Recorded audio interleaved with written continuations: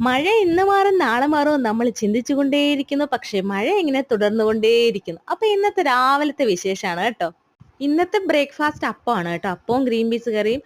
അപ്പൊ ദേ ഞാൻ ദോശപാത്രം അടുപ്പിലോട്ട് വെച്ചു. അപ്പം നിങ്ങൾ ചോദിക്കും എന്തിനാണ് അപ്പം ഉണ്ടാക്കാൻ ദോശപാത്രം വെച്ചതെന്ന്. പക്ഷേ ഇവിടെ ഒരു കാര്യമുണ്ട് കേട്ടോ. ഹേസൽ മോനാണെങ്കിൽ അപ്പച്ചട്ടിയിൽ ഉണ്ടാക്കിയ അപ്പം കഴിക്കുമ്പോൾ സൈഡിലെ ആ മുരിഞ്ഞ ഭാഗം മാത്രം പറക്കി കഴിക്കും കേട്ടോ. അതുകൊണ്ട് ഞാൻ ദോശ പോലെ ഉണ്ടാക്കി കൊടുക്കട്ടെ. അതാകുമ്പോ സൈഡിൽ ഇങ്ങനെ മൊരിയാതെ ദോശ പോലെ കിട്ടുമല്ലോ. അതാകുമ്പോ ഫുൾ കഴിച്ചോളൂ. അങ്ങനെ ദോശയപ്പം റെഡി.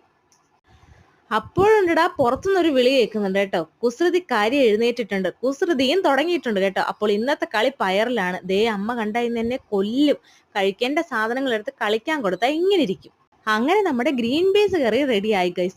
അങ്ങനെ അപ്പവും ഗ്രീൻ പീസും കൂടെ ദേ ഒരു ചായയും കൂടെ നമുക്ക് രാവിലെ കുടിച്ചാലോ. ദേ എന്റെ കുക്കിംഗ് ഒക്കെ കഴിഞ്ഞപ്പോഴത്തേക്കും മഴയൊക്കെ മാറി.